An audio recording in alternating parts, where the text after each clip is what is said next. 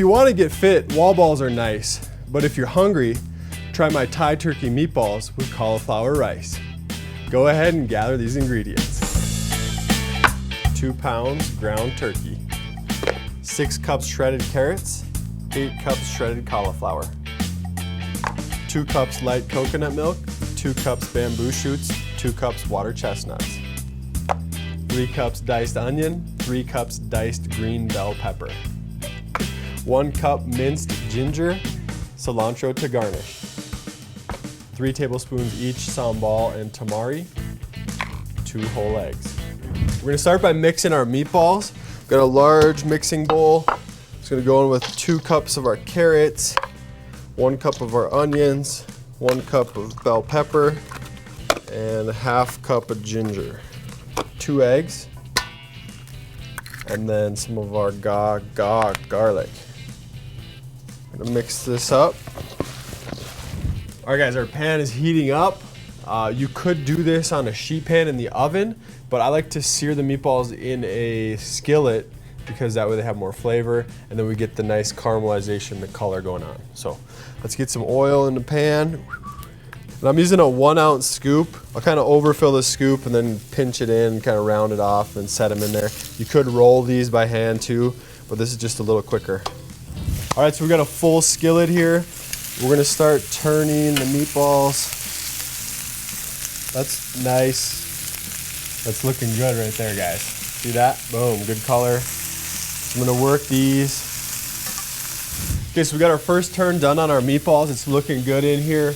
It'll probably take 2 to 3 turns before we get them caramelized all the way around and cooked all the way through.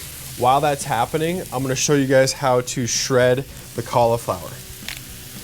With that, we're gonna use the food processor with the shredder blade. You could also just use the blade if you want, or you could use a box grater and shred it there.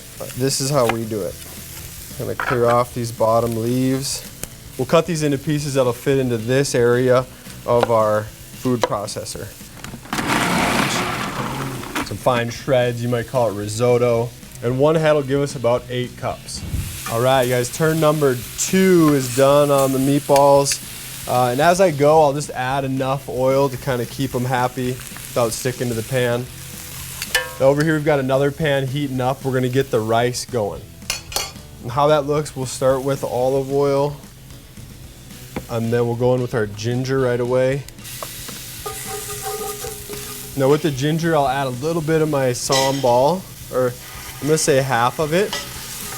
And the sambal, the ginger will build a base flavor that'll eventually infuse into the cauliflower. All right, next in our onions, peppers, carrots, and our cauliflower. All right, and then for salt, we're gonna use our garlic. That'll give us some garlic too, and our tamari.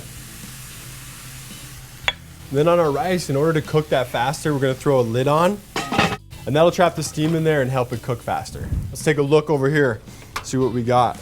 Ooh, good. Moisture, steam, sound. All right, we wanna be able to hear our food as it cooks. And this is looking, you know, it's kind of like a fried rice. Let's give it a little taste. I like to go al dente.